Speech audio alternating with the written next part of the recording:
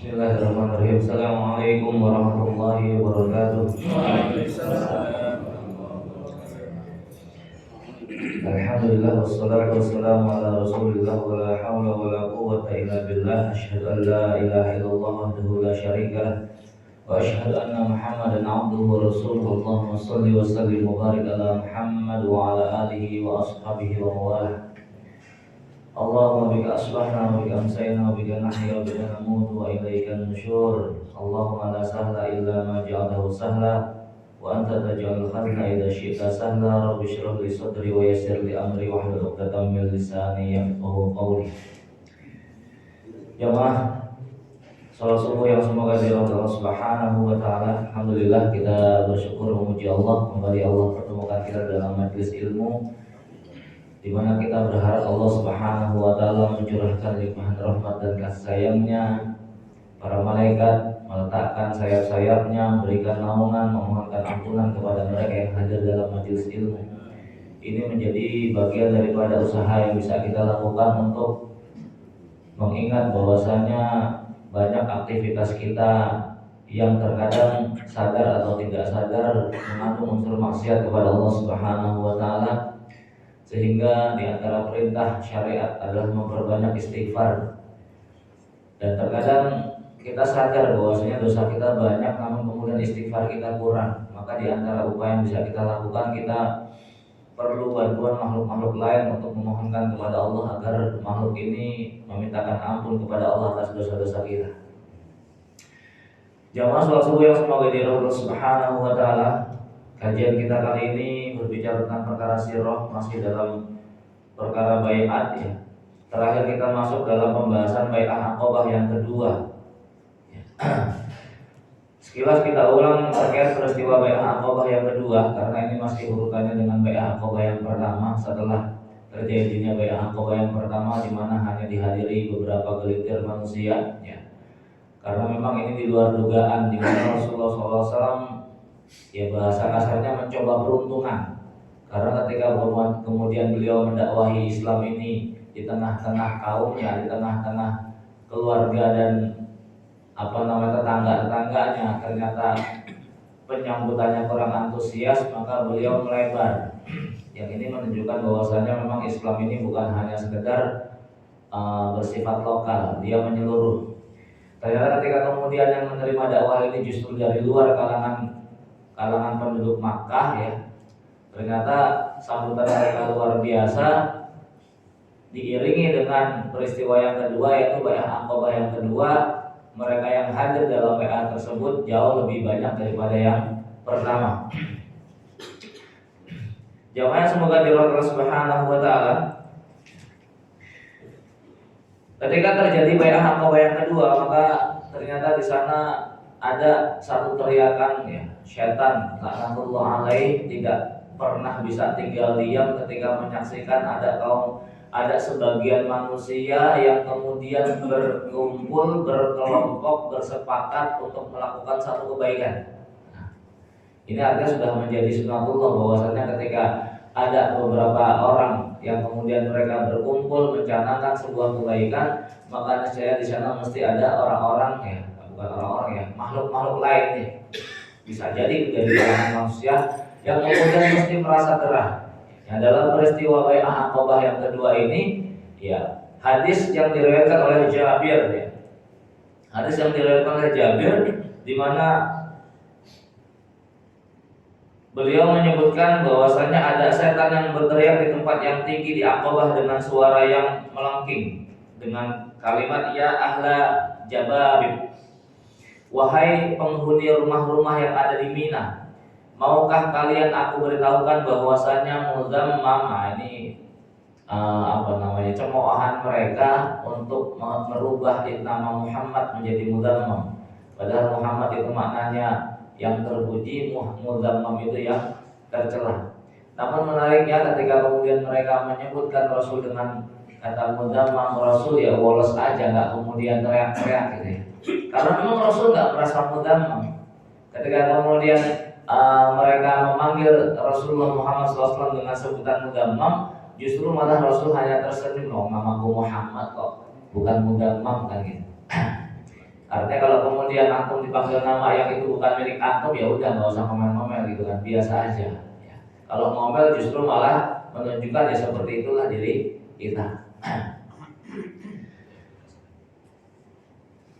Aku beritahu bahwasanya Mudamam dan orang-orang telah keluar dari agamanya. Mereka berkumpul untuk memerangi kalian. Rasulullah SAW kemudian berkata, ini adalah Adzabul Aqabah, anak daripada Uzair. Uzair ini nama setan, Adzabul Aqabah ini nama anaknya. Demi Allah, wahai musuh Allah, aku benar-benar akan meluangkan untukmu. Lalu beliau memerintahkan kepada mereka untuk kembali ke tenda masing-masing. Al-Abbas bin Ubadah bin An-Nadhah berkata, demi yang mengutus engkau wahai Rasul, jika engkau berkenan besok akan kami habisi mereka dengan pedang-pedang kami. Jamaah semoga dari Allah Subhanahu wa taala beberapa poin yang kemudian bisa kita ambil dari peristiwa Bai'ah Aqabah yang kedua ini ya. Di mana penulis kemudian menyebutkan ya, yang pertama, perjanjian Aqabah yang kedua merupakan momen terpenting dalam Islam. Ini menjadi pionernya. Sekalipun kita paham bahwasanya peristiwa yang paling mengubah peta sejarah dunia adalah pertempuran Badar, dan ini menjadi pertempuran besar pertama yang terjadi antara kaum muslimin dengan orang-orang musyrik. Namun tidak bisa dipungkiri pertempuran Badar ini juga harus ada yang mengawalinya. Salah satu yang paling terpenting adalah adanya peristiwa Bai'ah Aqabah. Kalau dalam kaidah itu ya, kaidah Islam al-fadlu lil muqtadi wa in ahsanal muqtadi. Yang namanya kemuliaan itu adalah milik pionernya. Sekalipun orang-orang yang mengikutinya jauh lebih baik.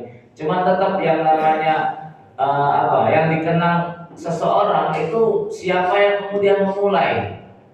Maka dalam hal ini Bai'ah Aqabah ini menjadi titik awal yang kemudian terjadi setelahnya peristiwa-peristiwa besar dalam Islam, yang salah satunya adalah peristiwa perang Badar. Maka di sini katakan Ka'ab bin Malik radhiyallahu anhu, beliau kemudian berkata, aku tidak menyaksikan peristiwa malam Aqabah bersama Rasulullah SAW.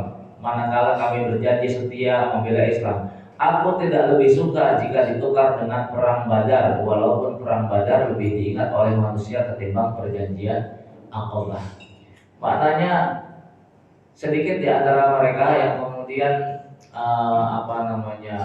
mengikat peristiwa Aqabah, lantaran memang peristiwa ini tertutupi dengan peristiwa yang lebih besar lagi, yaitu perang Badar. Akan tetapi dari sisi kemuliaan, dari sisi pendahuluan, itu tentu Bai'ah Aqabah ini menjadi titik awal terjadinya peristiwa-peristiwa besar setelahnya.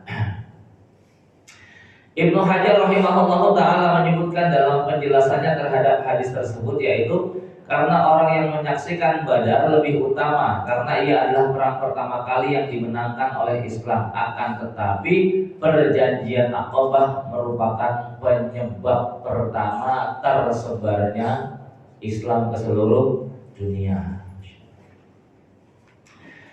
Poin yang kedua, di antara syarat-syarat daripada syarat-syarat Bai'ah Aqabah, ya khususnya yang kedua, ya, adalah berinfak di waktu senang maupun susah. Kita sebutkan, ya. Di antara poin-poin bai'ah, Rasulullah SAW, kami berkata kepada Rasulullah SAW, kami berbaiat kepadamu wahai Rasul. Rasul kemudian menyaut, kamu berbaiat kepadaku untuk mendengar dan taat. Sami'na wa ata'na, mendengar dan taat, baik semangat ataupun lagi loyo. Ya. Baik sedang girohnya tinggi-tingginya ataupun sedang masa futur. Karena memang dua masa ini nggak mungkin kemudian nggak dilalui manusia, Pak. Kita semua juga merasakan itu. Ketika kondisi kita semangat dalam beribadah, masya Allah, semua jenis ibadah seolah haus kita, pengen melaksanakan semua, gitu kan. Cuman begitu futurnya datang, jangan lagi kemudian satu juz, satu ayat aja nggak kebaca itu, ya. Maka kalau kemudian lagi masa futur itu datang, jangan sampai kemudian kok belas sama sekali ibadah ini terlewat semua, ya. Karena dua masa ini pasti akan, ya, dilalui kita lah, dilalui manusia. Ini menjadi bagian daripada apa sifat-sifat manusia. Maka di sini Rasul kemudian menyebutkan sami'na wa ata'na, baik di waktu semangat ataupun di waktu sedang malas. Ya. Kemudian poin yang kedua dari bayat adalah menafkahkan harta baik dalam kondisi mudah ataupun dalam kondisi sulit, baik rezekinya sedang lapang ataupun rezekinya sedang sempit. Ini kan memang kaitannya dengan syukur ya. Ya kita seringlah dapat istilah-istilah ya, jangan nunggu bahagia baru kemudian Anda bersyukur ya. Namun bersyukurlah, pasti Anda akan bahagia ya. Ini kan konteksnya yang namanya ya infak, sedekah ya. Itu baik kondisi kita memang sedang Allah mudahkan terkait rezekinya ataupun sedang Allah batasi, maka di sana tetap ada perintah sesuai dengan kapasitas atau kadar rezeki yang memang Allah berikan kepada kita. Maka poin terpenting daripada infak itu bukan seberapa besar atau seberapa kecil. Kita nggak akan bersikap sebagaimana orang-orang munafik yang kemudian memandang infak seseorang itu hanya dari besarnya nominal. Banyak hadis-hadis Nabi SAW yang kemudian menyebutkan ya 1 dirham itu mampu mengalahkan 1000 dinar kan gitu. Tergantung rasio yang kemudian dimiliki orang tadi. Kalau orang tadi kemudian infaknya 1000 dinar, namun kemudian dia penghasilannya 10.000 dinar atau bahkan 100.000 dinar, ya wajar. Dan itu kecil buat dia kan gitu. Namun kalau kemudian orang infaknya 1 dirham sementara penghasilannya cuma 2 dirham, itu kan berarti udah 50%-nya dari penghasilan harian dia kan begitu ya. Maka bukan masalah besar kecilnya nominal, namun ya tadi tingkat masyakoh yang kemudian dimiliki orang ini ketika dia menginfakkan hartanya, itu yang punya nilai di sisi Allah Subhanahu wa Ta'ala. Maka Allah juga mengingatkan bagi mereka-mereka yang kemudian sedang dibatasi, liyunfik dzu sa'atin min sa'atih faman qudira 'alaihi rizquhu falyunfik mimma atahullah. Sekalipun ayat ini berbicara tentang kewajiban berikan nafkah kepada keluarga, namun secara umum ya, ayat itu kan khususnya kewajiban kepala rumah tangga punya kewajiban untuk memberikan nafkah wajib ya. Baik dia kondisinya sedang dimudahkan oleh Allah Subhanahu wa Ta'ala ataupun sedang dibatasi, cuman tetap ada kewajiban nafkah yang harus dia berikan kepada anak istrinya. Maka berikanlah sesuai dengan harta yang Allah berikan kepada para suami tadi. Jangan memaksakan diri. Ya, ini juga perlu diingatkan para istri ya. Kalau memang suaminya penghasilannya 20 juta ya jangan minta 30 juta gitu ya. Cuman ala melihat mau besar ataupun kecil ya, tetap kita punya kewajiban untuk memberikan harta kita kepada mereka-mereka yang berhak dalam hal ini, karena tidak semua yang kita miliki itu semuanya hak milik kita. Nah, di poin kedua dalam bai'ah Aqabah ini adalah di mana Rasulullah SAW menekankan para sahabat radhiyallahu untuk berinfak baik di waktu lapang maupun di waktu sempit. Jamaah yang semoga dirahmati Allah Subhanahu wa Ta'ala. Kalau kemudian kita perhatikan ayat-ayat yang berbicara tentang jihad, maka semua ayat di mana Allah Subhanahu wa Ta'ala menyebutkan kalimat jihad di dalamnya, itu selalu kalimat pertamanya adalah berjihad dengan harta. Ya, antum cari. Kecuali dalam satu ayat surat At-Taubah. Nah, itu hanya itu tok. Ya. Hanya dalam ayat itu tok yang kemudian Allah mendahulukan kalimat jiwa. Ya, kalimat jiwa hanya dalam surat At-Taubah itu saja ya. Ayat 100 kalau nggak salah. Bukan 100. 101.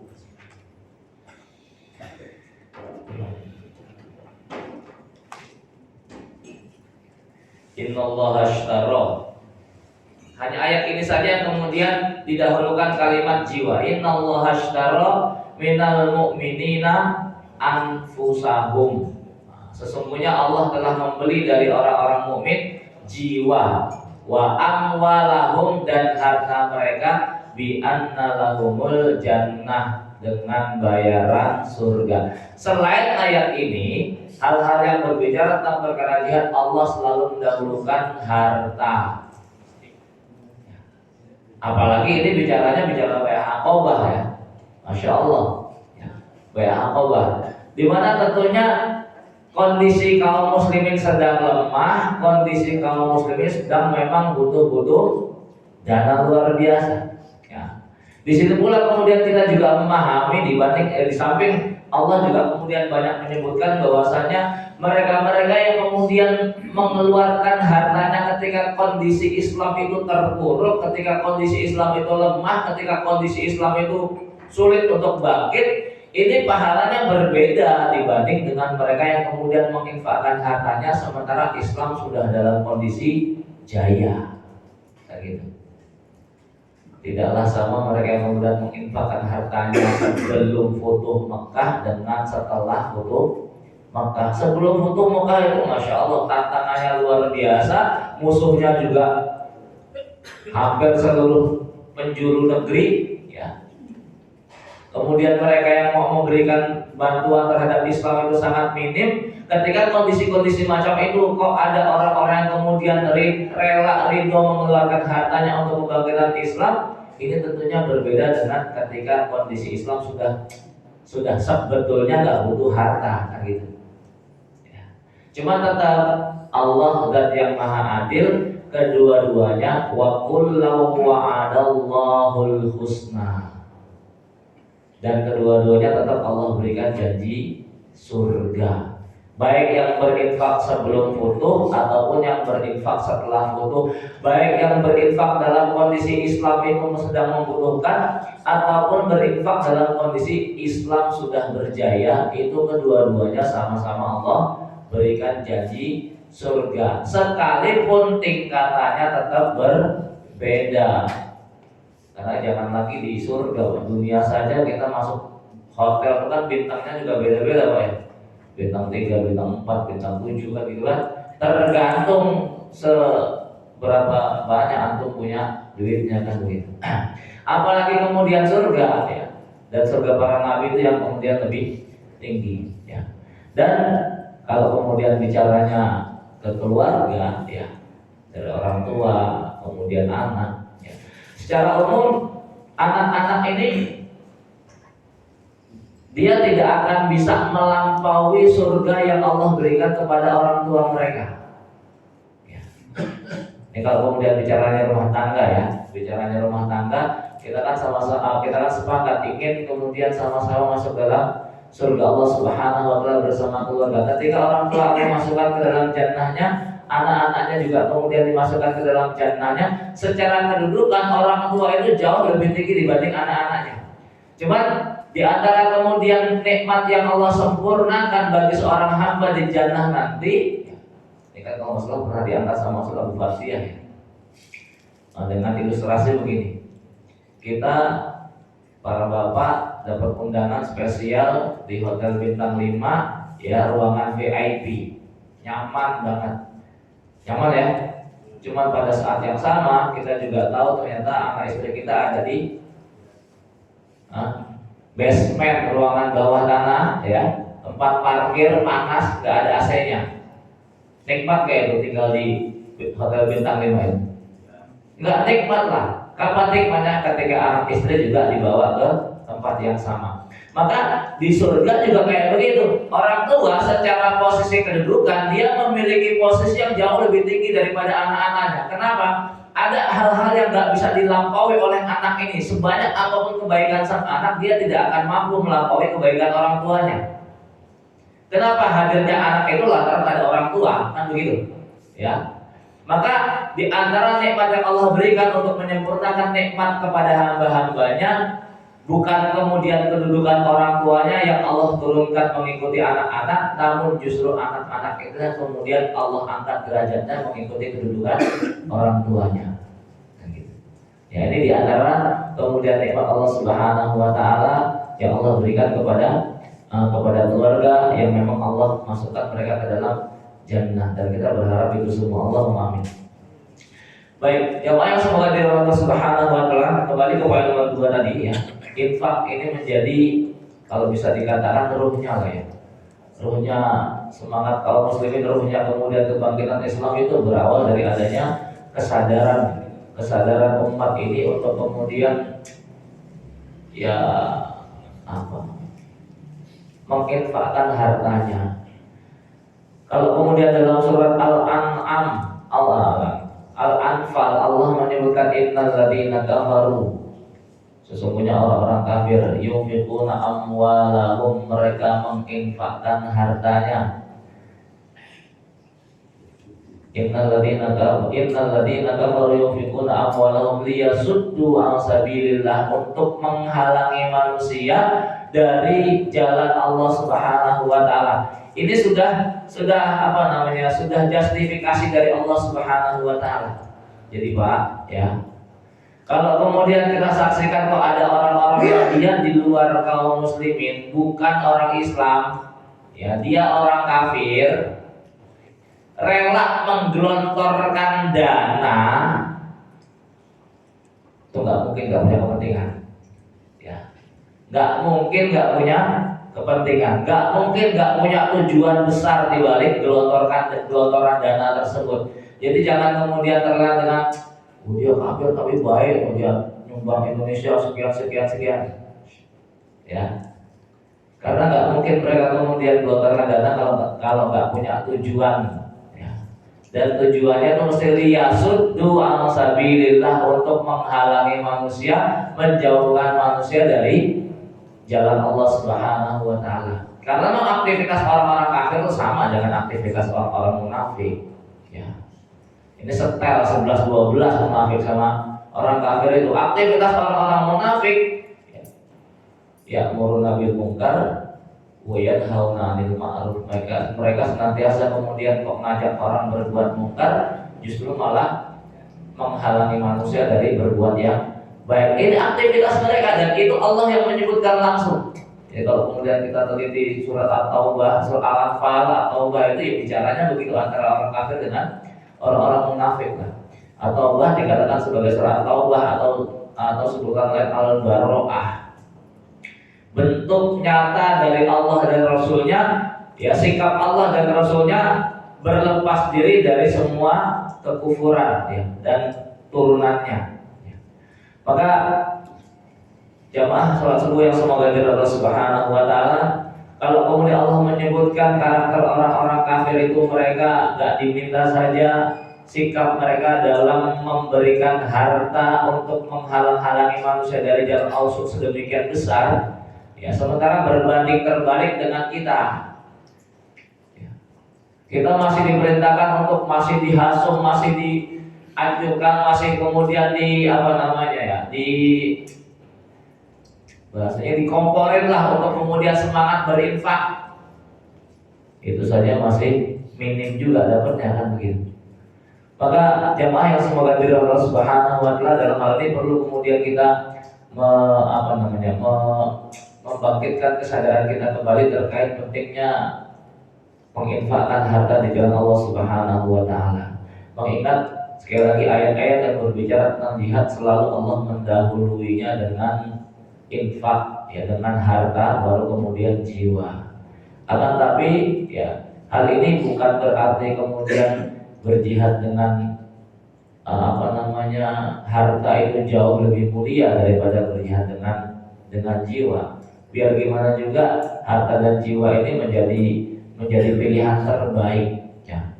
Kalau kemudian seseorang dia berjihad fisabilillah hanya dengan hartanya tok, padahal secara kemampuan fisiknya, secara lahir fisiknya itu juga mampu, gitu ya. Tentunya menjadi berbeda lah, yang berbeda dari yang di sisi Allah Subhanahu wa taala, sekalipun tetap masing-masing ini punya poin di sisi Allah, tergantung dengan niat yang kemudian dimiliki. Namun kalau kemudian kita tarik dengan kondisi dunia hari ini, di mana bisa dikatakan mereka yang kemudian masuk dalam dunia militer itu kan karena aktivitas pekerjaan, ya. aktivitas pekerjaan di mana mereka masuk dunia tersebut lantaran ada gaji yang kemudian diharapkan. Ketika kemudian Allah menghadirkan satu peristiwa yang mereka harus kemudian menjaga kondisi keamanan yang bisa jadi ancamannya itu nyawa, ya rata-rata kemudian terus bayar orang aja lah, yang penting saya nggak kena tugas gitu, ya. Dan ini nggak bisa dipungkiri, ya. Yang namanya kecenderungan manusia mesti dia mencari posisi aman lah terkadang, ya. Ini kalau kemudian keliru dalam perkara niat. Namun dalam Islam mereka yang sudah kemudian memberikan jiwanya untuk Islam tentunya tidak bersikap demikian, ya. Ketika memang bukan hanya dengan harta saja dia mampu, namun jiwa juga bisa turun, ya, maka tentunya dia akan memberikan apa yang memang Islam butuhkan. Sebagaimana Rasul ketika kemudian berbicara tentang 10 awal Zulhijjah, ya, tidaklah satu amalan dilakukan di 10 awal Zulhijjah itu, ya, itu jauh lebih baik atau bahkan tidak ada mampu mengimbanginya sekalipun oleh seorang mujahid yang berjihad dengan harta dan jiwanya. Sampai kemudian sahabat geleng-geleng kepala, ya Rasul, masa iya sih? Ya. Namun Rasul kemudian berikan pengecualian, kecuali mujahid itu dia keluar dengan membawa harta dan jiwanya dan tidak ada yang kembali dari keduanya. Karena memang gini juga Pak, ya, kita tentu masuk terikat peristiwa-peristiwa ketika Indonesia cukup panas, ya, di Ambon, di Poso, gitu, ya. Ada orang-orang kemudian bukan kemudian menjustifikasi, ya, khawatir lantaran mungkin dia sudah malas dalam kehidupan dunia, kemudian udahlah berangkat ke Ambon aja lah jihad, gitu, ya, asal ada yang modalin, gitu. Secara kehidupan dunia dia minim, modal gak punya, kemudian komentarnya kayak begitu. Ketimbang di dunia kita juga banyak utang, ini segala macam, kan kalau ada modal saya berangkat ke Ambon. Nah, ini kan menjadi keliru niatnya, ya. Maka memang poin terbaik ketika seseorang itu terjun dalam dunia jihad itu, ya, dengan harta dan jiwa. Ketika tidak memungkinkan, ya, atau secara individu orang ini memang masih sangat dibutuhkan untuk keberlangsungan kaum muslimin, nah, sementara dari segi harta dia memiliki harta yang lebih, tentunya afdoliyatnya dia nggak usah turun tangan, biar hartanya kok yang kemudian turun, ya. Yang lainnya biar dihandle oleh kaum muslimin yang lain, kan begitu. Tergantung sesuai dengan kapasitas, kan? Kapasitas. Baik jamaah, semoga dirahmati Subhanahu wa taala. Itu yang kedua, ya. Syarat baiat aqabah adalah yang keduanya berinfak baik di waktu lapang maupun waktu sempit. Kemudian poin yang ketiga dari baiat aqabah, ya, menjelaskan pentingnya al-amru bil ma'ruf wan nahyi 'anil munkar. Menafkahkan harta ketika sulit dan mudah. Kemudian ketiga, menyuruh kepada yang ma'ruf, mencegah dari yang mungkar. Nah, ini gak akan pernah bisa lepas dari ruhnya kaum muslimin, Pak. Yang menjadikan umat ini mulia, yang menjadikan umat ini umat pilihan, yang menjadikan umat ini betul-betul mendapatkan apresiasi dari Allah Subhanahu wa taala adalah ta'muruna bil ma'ruf wa tanhauna 'anil munkar. Maka kalau kemudian di dalam tubuh umat ini sudah hilang perkara ini, apa yang kemudian bisa dibanggakan dari kaum muslimin? Ya, ironisnya justru ketika ada sebuah ormas, sebuah kelompok yang memang menitik beratkan kepada perkara ini, khususnya nahi mungkar, nah, itu akan dianggap Islam kanan, ya. Padahal kalau bahasa kanan itu kan baik sebetulnya, ya, golongan kanan, ashabul yamin, kan begitu, ya. Tapi kalau kemudian dilabel jadi Islam kanan, seolah-olah, ya, kalau yang dilabel mungkin enjoy saja, bagus lah, terima kasih kalau kemudian dikasih golongan Islam kanan, kan begitu, daripada Islam kiri, ya kan. Cuman memang narasi yang pengen dimainkan bahwasanya orang-orang yang macam gini dianggap sebagai kelompok-kelompok yang ini keras banget, gitu, ya. Yang mereka inginkan adalah Islam yang damai, Islam yang biasa-biasa saja, rahmatan lil alamin versi mereka kan begitu. Ya. Mesti lantaran karena nggak ngerti makna daripada rahmatan lil alamin itu kayak apa. Dan dalil-dalil yang diajukan juga ya alhamdulillah ya berangkat dari minimnya pemahaman ini yang kita khawatir ya karena apa? Karena Rasul itu juga sudah memberikan ancaman ya maka dzaba alayya muta'ammidan falyatabawwa maq'adahu minan nar, barang siapa berdusta atas namaku. Ini kalau kemudian berdusta dengan dalil hadis, apalagi kalau kemudian dustanya dengan dalil Quran, wah lebih parah lagi kan begitu.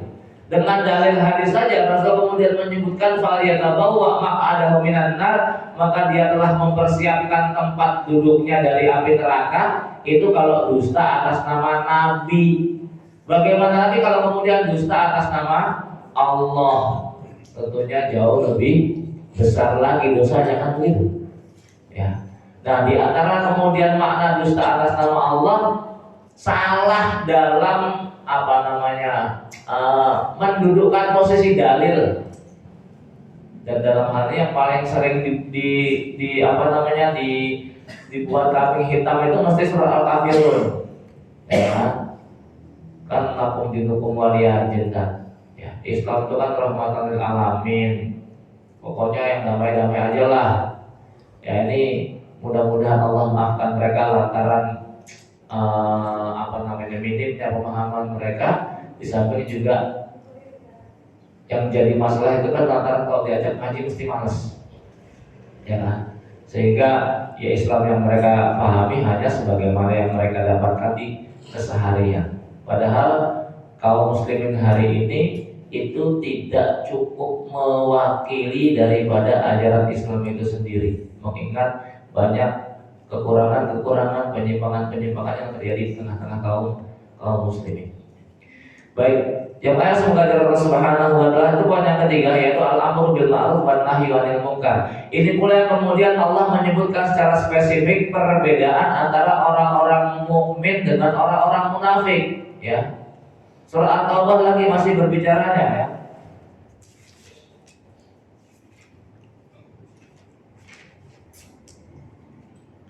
Orang-orang munafik sebagaimana tadi sudah kita katakan, al-munafiquna wal munafiqatu ba'dhum min ba'din. Orang-orang munafik laki-laki dan perempuan sebagian mereka sama dengan sebagian yang lain. Bisa kita sampaikan kalau orang munafik Allah enggak menyebutkan kalimat auliya. Ba'dhum min ba'din. Sebagian mereka sama dengan sebagian yang lain. Kenapa enggak disebutkan kata-kata auliya di sana? Beda dengan orang-orang mukmin dan orang-orang kafir. Kalau orang-orang mukmin Allah menyebutkan wal mu'minuna wal mu'minatu ba'dhum awliya'u ba'din. Sebagian mereka menjadi wali bagi sebagian yang lain. Sama ketika berbicara tentang orang-orang kafir, Allah juga menyebutkan begitu, ba'dhum awliya'u ba'din. Orang-orang kafir yang satu sebagian mereka menjadi penolong pelindung bagi orang kafir yang lain. Cuma kalau orang munafik itu enggak. Ba'dhum min ba'din, sebagian mereka sama dengan sebagian yang lain. Apa maknanya? Coba apa maknanya? Sesuai kepentingan, Pak. Gak ada ikatan batin di antara mereka. Pokoknya selama saya punya kepentingan dengan orang itu masih saya butuhkan, saya pakai. Kalau udah enggak, saya buang. Gitu ya. Tapi kalau orang mukmin tidak, bukan hanya sekedar kebutuhan, ada ikatan batin yang kemudian terjadi di antara kita sebagai sama-sama mukmin. Sama sebagaimana orang kafir juga ada ikatan batin di antara mereka. Maka Allah sebutkan adanya sikap saling melindungi, adanya sikap saling memberikan pembelaan. Tapi kalau orang munafik tidak. Tergantung kepentingan. Kalau saya masih punya kepentingan dengan dia akan saya anggap sebagai kawan. Kalau kepentingannya sudah selesai, ya sudah. Persis sebagaimana terjadi di negeri kita hari ini. Kalau kemudian punya kepentingan terkait kekuasaan, nempel lah dia. Kalau sudah selesai, tinggal pergi kan gitu. Ya. Maka jemaah semoga Allah Subhanahu wa taala di sini penting kita memahami tentang karakter kita sebagai seorang mukmin. Itu bukan hanya sekedar hubungan zahir, namun batin itu harus lebih dikedepankan. Ya. Kita tidak akan kemudian